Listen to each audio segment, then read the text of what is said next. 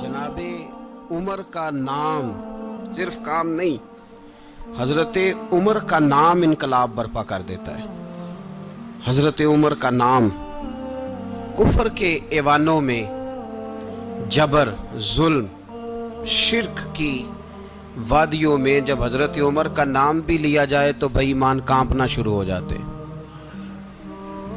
हजरत उमर फारूक रदी अल्लाह ताला अन्हु। हजरत उमर मामूली शख्स नहीं, मामूली आदमी नहीं। कुछ लोग सदियों के बाद पैदा होते हैं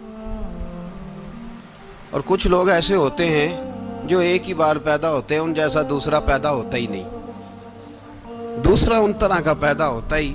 हजरत उमर रदी अल्लाह ताला अन्हु जैसी शख्सियात पैदा ही नहीं होती दोबारा। सारे सहाबा दर रिसालत माप पे खुद आए। ये वो अजीम शख्स है जिसे अल्लाह के महबूब ने अल्लाह से मांग के लिया है, कहा है अल्लाह ये मुझे दे दे, अल्लाह से मांग के लिया है।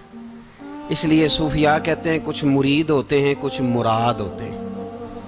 कुछ मुरीद होते हैं, कुछ मुराद होते हैं। मुरीद वो होता है जो चल के आता है, आके मुरीद होता है। मुराद वो होता है जिसे कहा जाता है कि ये कभी मेरा बन जाए ना, ये कभी आ जाए ना, मेरा बन जाए, उसको मुराद कहते हैं। हजरत उमर मुस्तफ़ा करीम की मुराद है, हुजूर की मुराद है। अल्लाहुम्मा आइज़्ज़िल इस्लामा बे इस्लाम उमर इब्न खत्ताब। ऐ अल्लाह इस्लाम को इज्जत दे दे, मेरे उमर को कलमा पढ़ने की तौफीक अता फरमा दे। और कैसे दुआ मांगी? ओ यार, हजरत उमर की तो इस फजीलत का कोई जवाब नहीं दे सकता। मेरे रसूल पाक अलैहिस्सलाम सबके लिए ही दुआ मांगते हैं ना, हुजूर की दुआ आम है, लेकिन मुस्तफ़ा करीम ने काबे का गुलाफ थाम लिया और गुलाफ काबा को हुजूर ने सीने से लिपटाया और सीने से चिमटा के कहा, अल्लाह मैंने तो कभी सवाल ही ज़्यादा नहीं किए, मैं करने आया हूँ, मुझे उम्र दे दे, उम्र दे दे। हुजूर ने मांग के लिया। और फिर जब जिसको हुजूर मांगे अल्लाह से कि हजरत उमर रदी अल्लाह ताला अन्हु का आज यौम शहादत है, मेरा तो दिल करता था कि फजर से बातें शुरू हों और सारा दिन ही उमर की बातें होती रहे, सारा दिन जनाब उमर की बातें, सारा दिन। इसलिए कि जिक्र जनाब उमर का होगा पर राजी अल्लाह के रसूल होंगे सल्लल्लाहु, तो जाग के बैठे, खुश हो के बैठे। हमारे यहाँ मनाया ही नहीं जाता। बाबे अल्लाह कीता साउन भादरों असू कता ते मुंडे जनवरी फरवरी, तो इस्लामी साल भी गया और वो तारीखें भी सारी गई। यकम मुहर्रम उम्मत मुस्लिमा के लिए बहुत बड़ा दिन है, बहुत बड़ा दिन। ये शहादत है हजरत उमर फारूक की रदी अल्लाह ताला। यहाँ छोटी छोटी बातों पे गवर्नमेंट छुट्टी करती फिरती है, छोटी छोटी बातों। इलेक्शन हो गया तो छुट्टी, फलां जगह पे थोड़ा सा किसी ने खबर दे दी कि कोई परेशानी है तो छुट्टी, फलां जगह ये हो गया तो छुट्टी।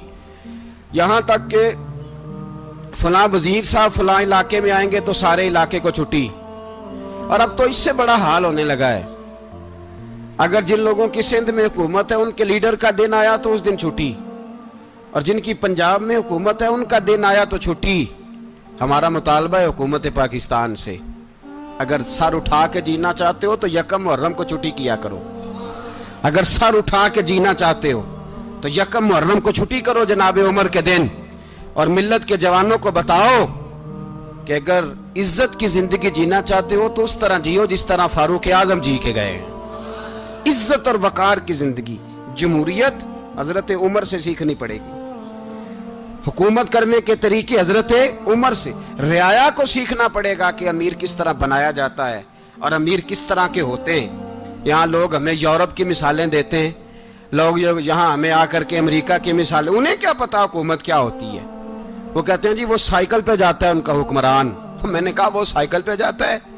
मेरे उमर फारूक मदीने से मक्के गए थे तो पैदल ही हज करने चले गए, पैदल ही। और जनाब उमर फारूक रदी अल्लाह ताला अन्हु ईद की नमाज पढ़ाने गए, ईद की नमाज उमर खुतबा ईद देने गए।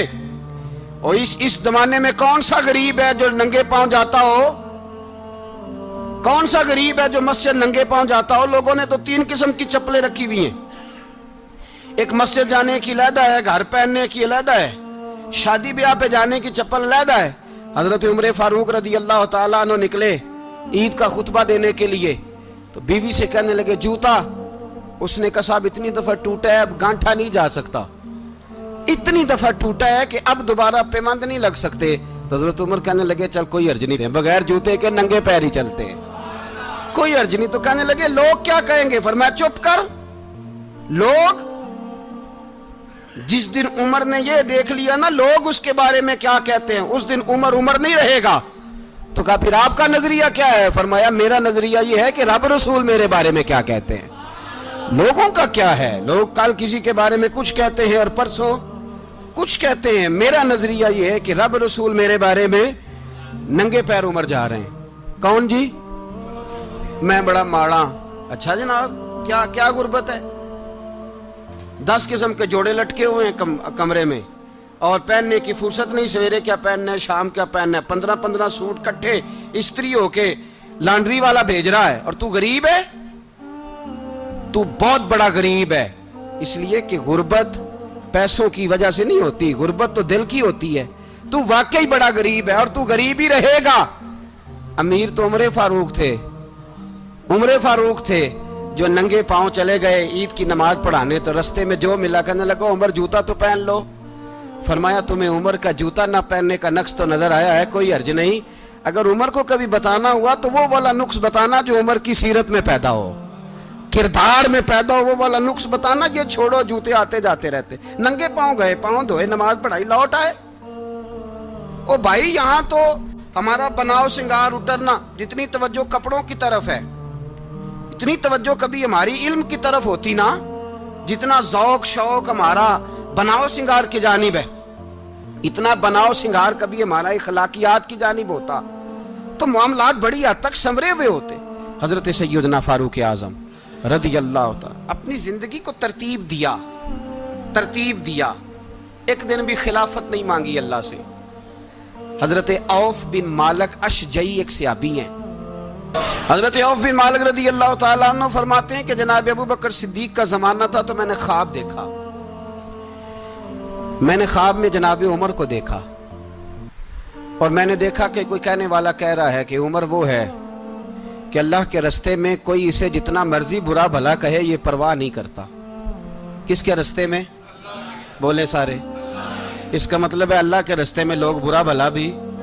कुरान मजीद ने कहा वला यखाफून लौमत लाइम, कुछ लोग ऐसे हैं जो बुरा भला कहने वालों की परवाह नहीं करते। आप यकीन करें अगर परवाह शुरू हो जाए ना तो दीन का काम खत्म हो जाए।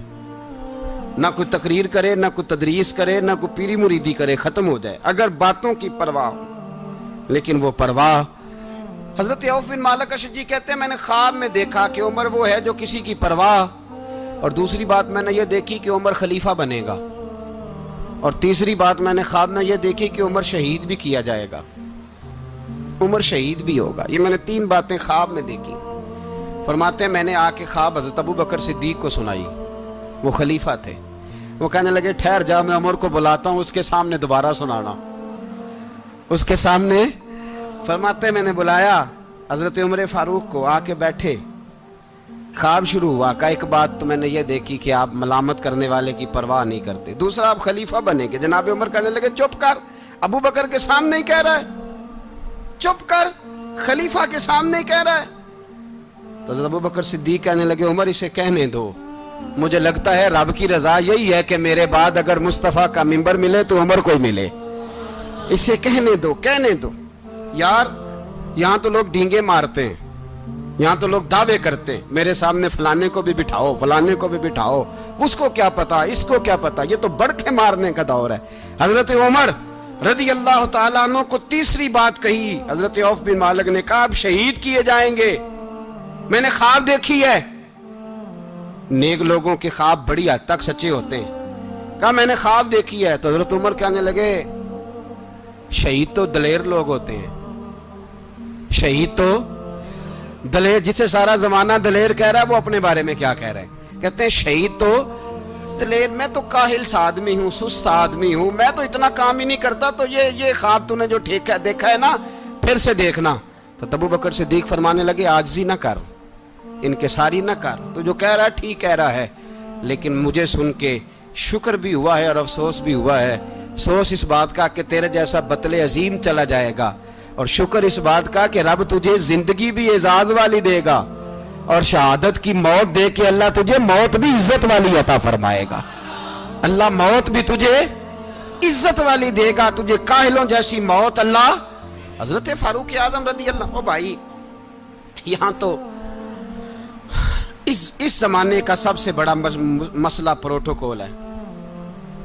لوگوں پتہ ہوتا ہے کامل پیر ہے، کامل مرشد ہے، لوگ نہیں جاتے۔ میں کسی کا مرید ہو جاؤں، میرا پروٹوکول کدھر گیا؟ پتہ ہوتا ہے یہ کامل استاد ہے، میں اس کے پاس بیٹھوں گا تو میری تربیت کرے گا، لیکن لوگ شاگرد نہیں بنتے۔ میں کدھر گئی؟ یہ جو پروٹوکول کی مصیبت ہے نا، اس نے بڑے بڑے لوگ زیرو کر دیے، بڑے بڑے لوگ۔ اور یہ مت سمجھے کہ آپ کا وزیر اعظم پروٹوکول لیتا ہے یا آپ کا صدر پروٹوکول، وزراء، ایسی کوئی بات نہیں۔ ہم چھوٹے طبقے سے لے کر بڑے سارے پروٹوکول کے قائل ہیں۔ ہمارا تو داماد بھی کہتا ہے کہ مجھے پوچھا نہیں، میں تمہارے گھر کیوں آؤں۔ ہمارا تو بھائی ہر شخص اعلان کرتا ہے پروٹوکول کا، فلانے نے عزت نہیں دی تو واپس آ جاؤ، فلانے نے سلوٹ نہیں کیا تو واپس آ جاؤ۔ لوگ جہاں سلوٹ کرنا چاہیے وہاں بھی سلوٹ کرانے کے قائل ہیں۔ پر حضرت عمر رضی اللہ تعالی، حضرت عمر کی سادگی اور پھر جناب عمر کی عاجزی، جب انسان اپنے اوپر سوار کر لیتا ہے نا، سوار کر لیتا ہے، میں بدکار پرانا خادم، کسے در ملی نہیں ٹوئی، تے واصف یار نے نظر جو کیتی تے واصف ہی۔ میں اکثر سوچتا ہوں حضور نے جہاں بھی کہا نا، فرمایا میرے بعد نبی ہوتے تو خطاب کے بیٹے عمر ہوتے۔ حضور نے فرمایا عمر جس رستے سے جاتا ہے شیطان وہ رستہ بدل جاتا ہے۔ نبی پاک صلی اللہ علیہ وسلم نے فرمایا میرا عمر وہ ہے کہ اس کی زبان پر حق جاری ہے۔ حضور علیہ السلام نے فرمایا 950 سال حضرت جبریل میرے عمر کی شان بیان کریں تو ان کی عظمت ختم نہیں ہوتی۔ 950 سال جبریل عظمت بیان کرے تو ختم نہیں ہوتی۔ یہ بات ہے حضرت عمر کی، اور فرمایا عمر ابو بکر کی نیکیوں میں سے ایک نیکی ہے، یہ شان ہے اب عمر فاروق رضی اللہ تعالیٰ عنہ کی۔ حضور نے فرمایا میرے بعد نبی ہوتے تو عمر ہوتے، جس گلی سے عمر آئے شیطان رستہ بدل جائے۔ میرے عمر فاروق کی شان 950 سال بیان ہو تو ختم نہ ہو۔ عمر کی زبان پر اللہ حق بیان کرتا ہے، جو عمر کہتا ہے وہی رب کر دیتا ہے۔ حضور ساری زندگی فضیلتیں بیان کرتے رہے، عمر جواب میں کیا کہتے ہیں؟ کوئی بتائے نا کہ یہ والی حدیثیں کبھی عمر نے بھی روایت کی ہوں کہ حضور نے میرے بارے میں یہ کہا ہے۔ یہ روایتیں وہ روایت نہیں کرتے، ان سے جب لوگ کہتے عمر تیری بڑی بات ہے تو عمر رو پڑتے، کہتے میں تو اونٹ چرانے والے باپ کا بیٹا ہوں، میں تو اونٹ چرانے والے باپ کا بیٹا، اونٹ چرا۔ اس سے آگے عمر گئے ہی نہیں ساری زندگی، اس سے آگے لفظ ہی نہیں ادا کی۔ اور میں تو بھائی اونٹ چرانے والا، میرا باپ تو اونٹ چرایا کرتا تھا، 10 اونٹ تھے، میری ڈیوٹی ہوتی تھی، سنبھالے نہیں جاتے تھے، ابا ڈنڈوں سے مارتا تھا۔ ساری زندگی عمر حج کرنے گئے، ایک خشک تنا کھجور کا عمر فاروق رضی اللہ تعالیٰ عنہ نے اس کو اپنے کلاوے میں لیا، رونے لگے۔ لوگوں نے کہا عمر کیا ہوا؟ فرمانے لگے یہاں میں اونٹ چرایا کرتا تھا، یہاں میں اونٹ چراتا تھا، 10 اونٹ سنبھالے نہیں جاتے تھے۔ دیکھو رسول اللہ کی شان، آج ساری امت چلانے کا طریقہ عطا فرما دیا ہے، ساری نظریے سے پیار۔ یار پیسہ کس کو برا لگتا ہے؟ آپ جس آدمی کی 50 کروڑ کی پراپرٹی ہے اس کو پوچھیں سب سے غریب، آپ کو وہی نظر آئے گا، وہ کہے گا میں ٹائٹ ہوں۔ حالات بڑے، میں کئی باری پوچھے انہوں نے، میں کہتا ترجمہ بھی 10 چھڑوں کی، ہمیں تو سمجھ نہیں آتی، اور ٹائٹ حالات کون سے ہوتے ہیں جی؟ جس آدمی کا کروڑوں میں کاروبار ہے نا، اس کو آپ چھیڑے وہ رونے لگ جائے گا، رونے۔ تو کئی میں نے ایسے دیکھے ہیں کرائے کا مکان ہے، ان سے پوچھے صاحب کیا حال ہے، تو کہتے ہیں جتنی اللہ نے شان والی زندگی ہمیں عطا کی ہے کسی کو نہیں دی ہوئی۔ اس کا مطلب ہے خوشی بھی یہی ہے اور غم بھی یہی ہے، اندر سے خوشی ہے، اندر سے ہی۔ تو نے اگر راضی رہنا ہے تو ادھر سے رہنا ہے، ناراض رہنا ہے تو بس اپنے آپ کو خوش رکھے گا تو ہو جائے گا۔ سارے صحابہ مل کے آئے، کہنے لگے عمر فاروق سے کہنا ہے نبی پاک کے زمانے میں تو ظاہراً غربت تھی، ابو بکر کے دور میں بھی غربت تھی، اب تو بڑا محال ہے،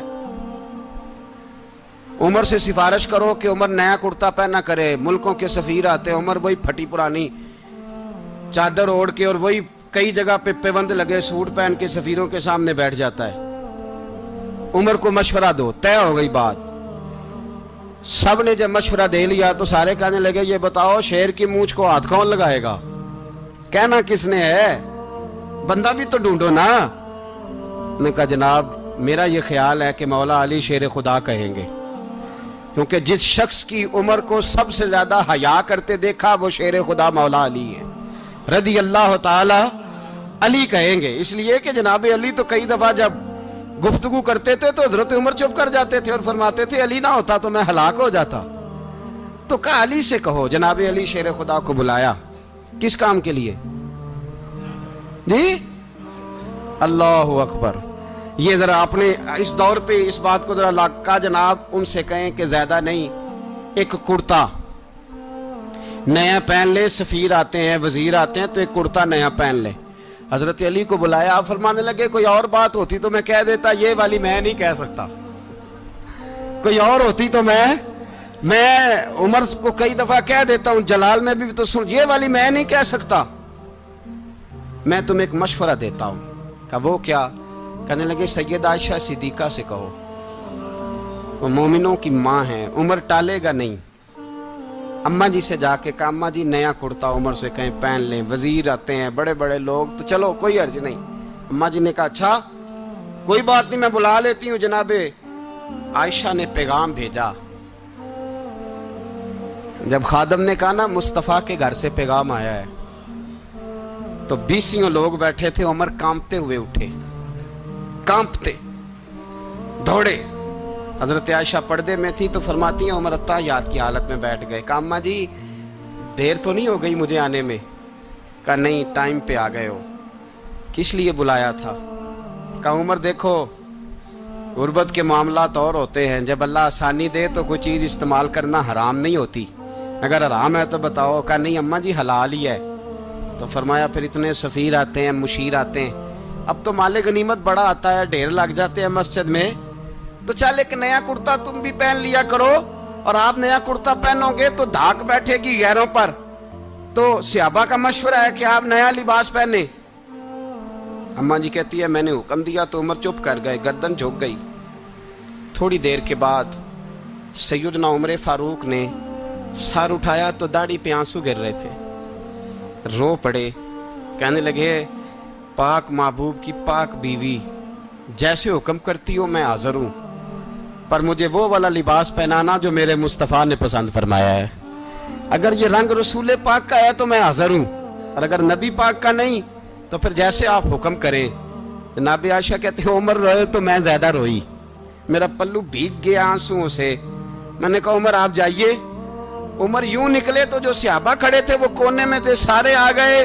کہا اماں جی کیا بناؤ؟ فرمایا بھائی تم سب جو باتیں کہتے ہو وہ اپنی جگہ ٹھیک ہیں، پر عمر جو بات کرتا ہے وہ سب سے زیادہ ٹھیک ہے۔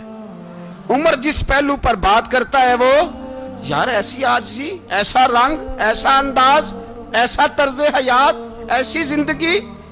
اولاد کے معاملے میں لوگ بزدل ہو جاتے ہیں، بزدل، پر حضرت عمر کا بیٹا مصر گیا، وہاں سے کمائی کر کے لایا، تجارت کرنے گیا، لاکھوں کا مال۔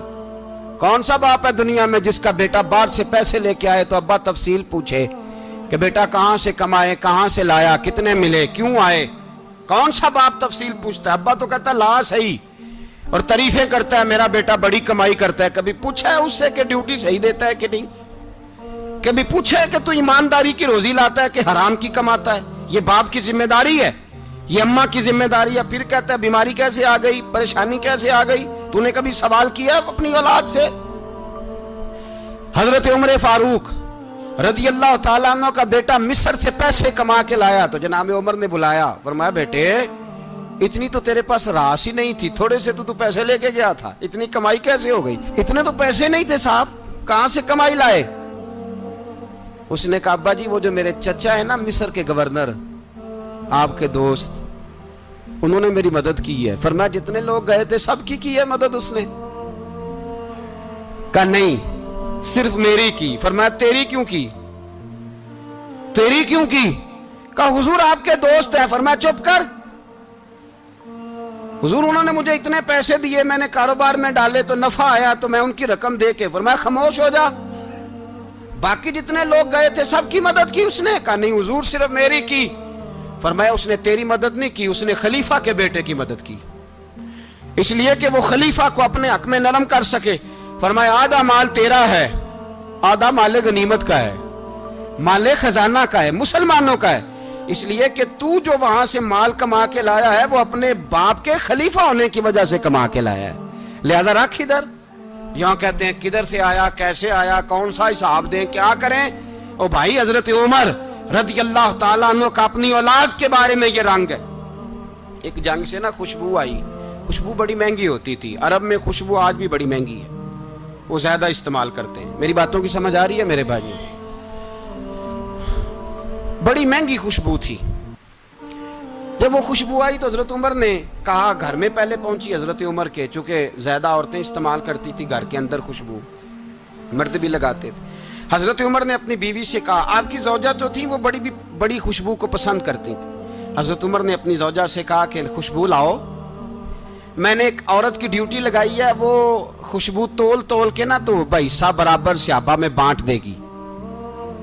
تو آپ کی زوجہ کہنے لگی کسی بی بی کی ڈیوٹی لگانے کی کیا ضرورت تھی, میں جو موجود تھی میں بانٹ دیتی ہوں تول کے حصہ برابر. آپ نے فرمایا نہیں تو رہنے دے, اور فلانی بی بی بانٹے گی. کہا حضور میں نے بھی بانٹنی ہے, میرے پہ کچھ حق ہے؟ آپ نے فرمایا نہیں, تو تفصیل نہ پوچھ, تو خوشبو دے دے, کوئی اور بانٹے گی. خاتون خانہ تھی نا, کہنے لگی نہیں مجھے بھی آج آپ کو بتانا ہی پڑے گا کہ کوئی جو بانٹ سکتی ہے تو میں کیوں نہیں بانٹ سکتی. زوجہ کہتی عمر نے بات کی تو میری چیخیں نکل گئی. حضرت عمر فرمانے لگے جب تو خوشبو بانٹے گی نا تیرے ہاتھوں کو بھی لگے گی, تیرے دوپٹوں کو بھی لگ جائے گی. اگر رب کریم نے مجھ سے سوال پوچھا کہ عمر خوشبو تو مسلمانوں کی تھی, تیری بیوی کے دوپٹے کو کیوں لگ گئی, تو میں اللہ کے حضور کیا جواب دوں گا؟ اگر اللہ نے یہ سوال کیا کہ تیری بیوی نے کیوں لگائی, وہ تو حصہ تھا مسلمانوں کا, تو نے تیری بیوی نے کیوں لگائی؟ تو فرمایا میں نہیں چاہتا کہ اللہ کے حضور مجھے اور تجھے باز پرس ہو, لہذا کسی اور کو بانٹنے دے. زوجہ روئی اور تڑپ کے کہنے لگی عمر مجھے لگتا ہے صبح قیامت بھی تیری بیوی ہونے کی وجہ سے اللہ مجھے جنت عطا فرما دے گا, تیری زوجہ ہونے کی برکت سے. بھائی یہ معیار رکھا, خدا کی قسم ایسا شخص تاریخ میں دوبارہ نہیں آیا. اتنا بڑا آدمی, اتنا بڑا شخص, اتنا بڑا آدمی, اور پھر رنگ یہ ہے کہ عمر 22 لاکھ مربع میل کا حکمران, 22 لاکھ, اور کھجور کے درخت کے نیچے مٹی کا ڈھیلا لے کے سو گئے ہیں, پرواہ کوئی نہیں, کوئی مسئلہ ہی نہیں. 2 غلام ساتھ بیٹھے تو ایک روٹی حضرت عمر نے گھر سے منگوائی, تھوڑا سا سرکہ, تو غلام کہنے لگے ہم نے بھی کھانی ہے. فرمایا کوئی حرج نہیں, روٹی کو پیٹ بھر کے کھانا ضروری تو نہیں, 3 حصوں میں بانٹ لیتے ہیں. ایک آدمی آیا ہوا تھا مصر کا رہنے والا ملنے کے لیے, اس نے پوچھا عمر کدھر ہیں, تو کہا وہ ادھر جاؤ مسجد میں بیٹھے ہوں گے. اور واپس آیا تو کہنے لگا وہاں تو 3 غلام بیٹھے ہیں, ایک روٹی بانٹ کے کھا رہے ہیں, لگتا ہے کئی دنوں سے روٹی نہیں ملی. کہا 3 غلام تو کوئی نہیں, وہاں 2 ہی تھے, تیسرے تو امیر المومنین تھے. اس نے کہا نہیں 3 غلام ہیں, کپڑے بھی ایک طرح کے پہنے ہوئے, بلکہ 2 کے تو پھر صحیح ہیں, تیسرے کے تو زیادہ ماڑے ہیں. کپڑے بھی ایک طرح کے, کھانا پینا بھی ایک طرح کا, اور ان کا نشست برخاست بھی ایک طرح کی ہے, لہذا کوئی فرق نہیں. حضرت ابو ہریرہ کہتے ہیں میں لے کے آیا, اور جناب عمر کو جب میں نے کچی زمین میں تامت سمیٹ بیٹھے دیکھا تو میں رو پڑا. میں نے اس مصر سے آنے والے کو کہا تو اس کے جلوے دیکھ, اگر اس کی ذات میں اتنا حسن ہے تو محمد عربی کا مقام کیا ہوگا. یہ مقام غور ہے, مقام غور. 10 محرم کو لوگ دیگے پکائیں گے نا, نہیں پکانی ہے, کوئی بول دے نہیں, ہاں نہ نہیں کر دے, پروگرام بدلیا تو نہیں دی عید کی کہ وہی کام شروع ہویا ہے لات ٹائٹ ہونے والا. کیوں جی, پکنی ہے نا دیکھیں 10 محرم کو انشاءاللہ تعالی, ہم بھی پکائیں گے انشاءاللہ, یہاں بھی پروگرام ہوگا. تو 10 محرم کو جو دیگ پکنی ہے تو ایسا نہیں ہو سکتا کہ 1 محرم کو حضرت عمر کے نام کی بھی کوئی پک جائے. اگر امام حسن حسین کے نام کی دیگیں پکے تو جو امام حسن حسین سے پیار کرنے والے ہیں، جو امام حسن حسین سے، ہم لوگوں نے بھی عجیب رٹا اپنایا ہے نا، ہم لوگ بات کا ایک پہلو دیکھتے ہیں دوسرا نہیں دیکھتے۔ حضرت امام حسن اور حسین کو بھی نبی پاک نے شہید کہا، اور جناب عمر کو بھی رسول اللہ نے خود شہید فرمایا، فرمایا شہید ہے، خود فرمایا اپنی زبان سے کہ یہ شہید ہے، خود میرا عمر شہید ہے۔ تو ان کے نام کی دیگ نہیں پکنی چاہیے، اس طرف نہیں ہماری توجہ ہونی چاہیے۔ اور اہل بیت نبوی، یہ بات میں پہلے بھی کرتا ہوں، آج پھر کرنا ضروری سمجھتا ہوں، اہل بیت کا پیار، سن لو کان کھول کے، اہل بیت کا پیار اگر ہمیں کسی نے سکھایا ہے تو سیدنا عمر فاروق نے سکھایا ہے۔ اہل بیت نبوت کی محبت اگر کسی نے سکھائی ہے تو کس نے سکھائی ہے؟ بول کے بتائیے، حضرت عمر نے۔ اہل بیت کا پیار ہمیں حضرت عمر نے بول کر کے سکھایا ہے۔ بھائی یاد رکھیں، کسی کی طاقت نہیں تھی دم مارنے کی حضرت عمر کے سامنے، طاقت ہی نہیں تھی، کیسر و کسرا کانپ جاتے تھے، جرت ہی نہیں کرتے تھے حضرت۔ اور ہمارے تو تعلقات بڑے ہیں نا غیروں سے۔ حضرت ابو موسیٰ اشعری رضی اللہ تعالیٰ عنہ فرماتے ہیں میرا منشی سائی تھا، وہ کاتب کہتے تھے وہ لوگ، میرا حساب کتاب عیسائی تھا۔ تو فرماتے ہیں ایک دن میں نے وہ سارا حساب کتاب لین دین کے حضرت عمر کو دکھائے تو فرمانے لگے جس نے لکھے ہیں اس کو بلاؤ۔ کہنے لگے حضور مسجد نہیں آ سکتا۔ کیوں نہیں آ سکتا؟ کہنے لگے وہ عیسائی ہے۔ کہتے ہیں حضرت عمر جلال میں آ گئے۔ آپ فرمانے لگے جنہیں رب دور کرتا ہے تم کیوں قریب کرتے ہو؟ جنہیں اللہ دور کرتا ہے۔ فرمایا تم غیروں کو اگر عہدے دو گے تو اپنوں کا کیا بنے گا؟ اگر تم غیروں کو عہدے دو گے تو اپنوں کا۔ یہ سوچ ہے جو آج برما کے مسلمانوں کے لیے بھی ضروری ہے۔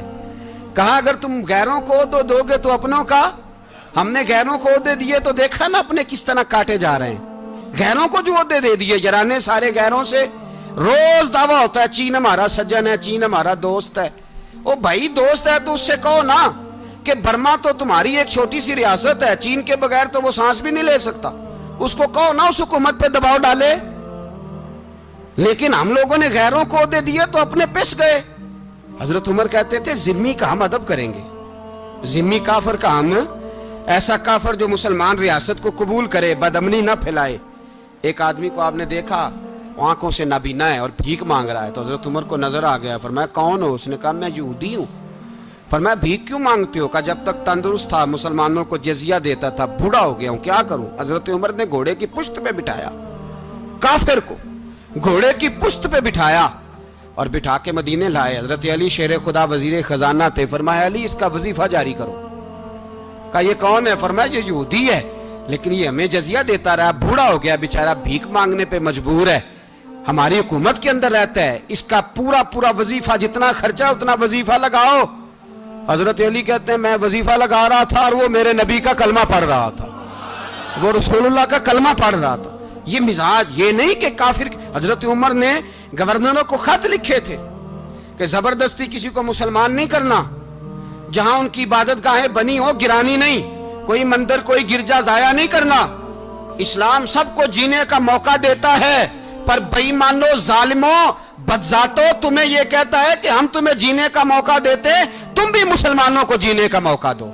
یہ جہاں بستے ہیں جہاں رہتے ہیں انہیں وہاں جینے کا موقع دو، انہیں بھی اللہ اکبر کہنے کا موقع دو، انہیں بھی قرآن پڑھنے کا موقع دو، انہیں بھی رسول اللہ پر درود پڑھنے کا موقع دو۔ ہمارے ملک میں عیسائی اپنی مرضی سے کھلے عام تبلیغ کرتے ہیں، یہاں تو چینل چلائے ہیں عیسائیوں نے۔ کسی مذہبی جماعت نے کبھی جلوس نکالا ہے کہ عیسائیوں کا چینل بند کرو؟ بولے نکلا ہے کہ نہیں نکلا؟ کتنے ظلم کی بات ہے۔ ہم جب غیر کو اتنا تحفظ دیتے ہیں، اتنا تحفظ دیتے ہیں، ہم نے دیکھا ہے، مجھے بیسیوں لوگوں نے عید پہ ٹیلی فون کیے کہ عیسائیوں کو قربانی کا گوشت دے لیں، مجبور ہیں جی، دروازے پہ آ گئے ہیں، ہمارے کام کاج کرتے ہیں۔ بیسیوں لوگ، عام آدمی کے دل میں ان کا اتنا جذبہ ہے، وہ مسائل کا بیان کرنا ایک علیحدہ بات، لیکن ہمارے دل کافر کے حق میں بھی نرم ہو جاتے ہیں۔ تم کس قدر زیادہ بے ایمان ہو اور کفر کس قدر زیادہ ذلیل ہو گیا ہے کہ مسلمان کے حق میں نرم ہوتا ہی نہیں۔ اور اس سے بڑے ذلیل وہ ہیں جو ان ذلیلوں کے سپورٹر ہیں، وہ کسی عرب ملک کے حکمران ہو یا کسی اور جگہ کے، وہ بڑے ذلیل ہیں جو ان ذلیلوں کے سپورٹر ہیں، جو برما کی بچیوں کے قتل پر اپنی حکومتیں چمکا رہے ہیں، ने शर्म नहीं आती, इस कदर मुसलमान तड़पा है, लेकिन उन बेगैरतों को जरा होश नहीं आई। और ये उनके कमाश, उनके दलाल जो हर जगह उनकी सपोर्ट करके अपनी हुकूमतें कायम करते हैं, बेईमानों को पता नहीं कि कब इन पर अल्लाह का अजाब उतरेगा और किस तरह इनके परखशे उड़ेंगे। तुम्हें अपनी जिल्लत और रुसवाई नजर नहीं आ रही कि जमीन किस तरह तुम्हारे लिए तंग हो गई है? इससे ज्यादा और तुम्हारी रुसवाई क्या होगी? डरो अल्लाह से, और ये तो दुनिया का अजाब है। इन्ना बत्श रब्बिक लशदीद, मेरा रब कहता है कयामत तो कायम होने दे। इतना सख्त तेरे रब की पकड़ है, इतनी किसी दूसरे की हो सकती? याद रखें और थोड़ा एहतियात करें हम सब लोग भी, जो हम लोग आधी जुबान बोल के भी इनकी सपोर्ट करते। अब शर्म आनी चाहिए हमें इन हुकूमतों की सपोर्ट करते जो मुसलमानों की लाशों के ऊपर हुकूमतें कायम करते हैं, शर्म आनी चाहिए। बहरहाल बात दूर निकल जाएगी और मैं अपने मजमून पे रहता हूं। अहले बैत का प्यार अगर सिखाया है तो जनाब उमर ने सिखाया है, रदी अल्लाह ताला अन्हो। इमाम हसन मिलने, आप यकीन करें मैं जब इस वाकया को पढ़ता हूं तो मेरा दिल झूम जाता है। मैं कहता हूं यार, डाटा होना अपनी जगह पे, इश्क होना अपनी जगह पे, इंसान का बावकार होना अपनी जगह। जहां खड़े होना था वहां ये खड़े होते थे, और जहां झुकना था वहां ये इन लोगों में इकबाल ने कहा था, तेरी निगाह नाज से दोनों मुराद पा गए। अकले की याबो जुस्तजू इश्के हुजूरो इस तरह, जहां अगर आया है सामने कैसरो किसरा तो उमर जैसा दलेर कोई नहीं। अगर सामने आया ईरान का बादशाह तो उमर जैसा तगड़ा कोई नहीं। अगर आया है सामने गुस्सान का बादशाह तो उमर जैसा आदिल कोई नहीं। लेकिन अगर अली का बेटा आया है, अगर फातिमा के लाल पारे आए हैं, तो फिर फारूक आजम से जैसा मुहिब कोई नहीं, फिर उनसे जैसा प्यार करने वाला कोई नहीं। अंदर बैठे हैं जनाब उमर, अंदर तन्हाई में कुछ वजीरों से गुफ्तगू हो रही है, मीटिंगें जारी हैं। आपके बेटे मिलने आए जनाबे अब्दुल्ला इब्ने उमर, अब्बा जी मिलने आए। बात ठहरो, बात कर रहा हूं, कोई ना अंदर आए। साहबजादा बाहर खड़ा है। थोड़ी देर गुजरी तो इमाम हसन भी आ गए। कौन आए? आपको अजब मिलेगा इमाम साहब का नाम लेने से, वो सरदार हैं जन्नतियों। कौन आए?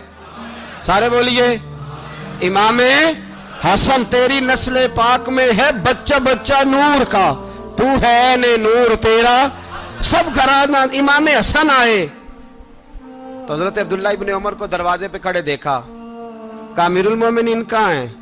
कहने लगे हजरत उमर के बेटे। कहने लगे वो अंदर बैठे, कुछ मीटिंग हो रही है और उन्होंने कहा कोई अंदर ना आए, लेकिन आप जाना चाहें तो चले जाएं। आप जाना चाहें तो, तेरी नस्ल पाक में है बच्चा बच्चा नूर, आप जाना चाहें तो चले जाएं। तो उन्होंने कहा जब आप बाहर खड़े हैं तो मुझे कोई इतना जरूरी काम नहीं, और अभी जोर की नमाज थोड़ी देर में होगी, मैं मस्जिद में मिल लूंगा अमीरुल मोमिनीन से। ये बात कह के इमाम हसन चले गए। यार इतनी बड़ी बात नहीं थी, इतनी बड़ी बात नहीं थी। तो मेरे उस्तादों का बेटा भी आए तो कहा ठीक है जी वो सोए हुए हैं, तो कोई गर्ज नहीं यार, मैं ठहर के आ जाऊंगा। कोई बड़ी बात नहीं थी, देखा जाए तो बड़ी बात नहीं थी, पर बात बहुत बड़ी थी इसलिए कि ये खाली हसन नहीं, ये हसन इब्ने अली है, ये हजरत फातिमा के लख्ते जिगर। हजरत उमर बाहर निकले, अब्दुल्ला इब्ने उमर से पूछा कोई आया तो नहीं? तो कहा हुजूर इमाम हसन आए थे। तो कहा फिर शहजादे को अंदर क्यों नहीं भेजा? कहा मैंने कहा था। वो कहने लगे अगर अमीरुल मोमिनीन मसरूफ हैं तो मैं जोहर में मिल लूंगा। हजरत उमर रोने लगे। फरमाया बेटे तूने अच्छा नहीं किया। फिर मस्जिद नहीं गए, सीधे इमाम हसन के दरवाजे दस्तक दी। इमाम हसन बाहर आए। कहा शहजादे आए थे तो मिले क्यों नहीं? तो इमाम हसन कहने लगे हुजूर आपका अपना बेटा दरवाजे पे खड़ा था, आपका अपना बेटा दरवाजे पे खड़ा था, और मना भी किया था आपने तो मैं जोर में मिल लेता। हजरत इमाम हसन फरमाते जोशे जज्बात में जनाब उमर ने सर से पगड़ी उतार दी, जोशे जज्बात में। कहने लगे हसन मेरे बेटे का और आपका क्या मुकाबला? क्या उसकी मां का नाम फातिमा ज़हरा है? क्या उसकी नानी का नाम खतीजतुल कुबरा है? क्या उसके नाने का नाम मोहम्मद मुस्तफा है?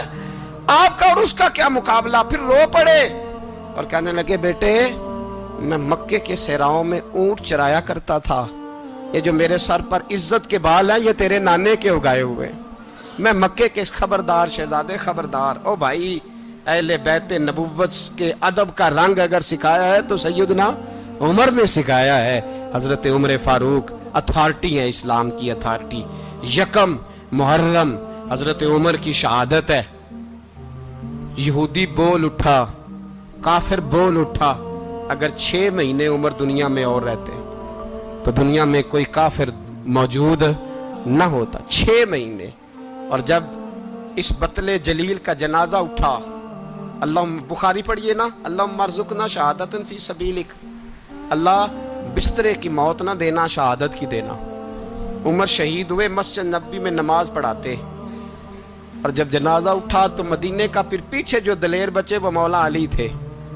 मौला अली, जनाब उमर का जनाजा उठा तो सबसे पहली हाय जो निकली वो हजरत अली की जुबान से निकली। और हजरत अली सारी दाढ़ी आंसुओं से भर गई। लोगों ने कहा कि अली क्या हुआ? फरमाने लगे, तुम देख नहीं रहे जनाजा किसका उठा है? पलट के देखो तो सही, तुम पता नहीं ये कौन गया है? हुजूर क्या हुआ? अब फरमाने लगे, उमर इस तरह के काम करके गया है, अब इनके रस्तों पे कौन चलेगा? कौन इसके जिगर राहे वफा में? मैं नक्श ऐसे छोड़ आया हूँ, मैं जिस मंजिल से गुजरा हूँ वो अब तक याद करती है। हजरत अली हजरत उमर के जनाजे पे खड़े होकर कहते हैं, अल्लाह मुझे उस तरह के अमल करने की तौफीक दे जिस तरह की उमर करके गया। मेरे भाई, बतले अजीज, बतले हुर्रियत हजरत उमर रदी अल्लाह ताला अन्हो, जो अपनी जिंदगी इनकलाब वाली गुजार के गए। उमर जब दुनिया से गए तो 80 दिनार का कर्जा था। 22 लाख मुरब्बा मील का हुक्मरान। और अपने बेटे से कहने लगे, बेटे कोशिश करना तेरे खानदान वाले मिल के मेरा कर्जा उतार दे, मेरी कब्र पे बोझ ना रहे। और अगर खानदान वाले मदद न करें तो मेरे दोस्तों से बात करना, वो मदद न करें तो फिर अली से बात करना।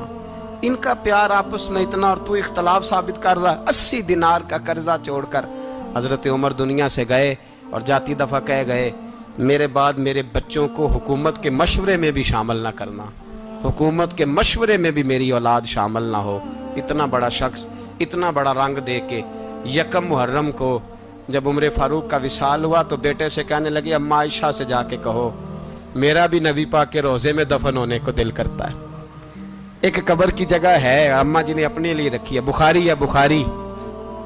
हजरत आयशा के पास साहबजादे गए, कहने लगे, अम्मा जी उमर को जख्म लग गया है, हालत बड़ी परेशानी वाली है।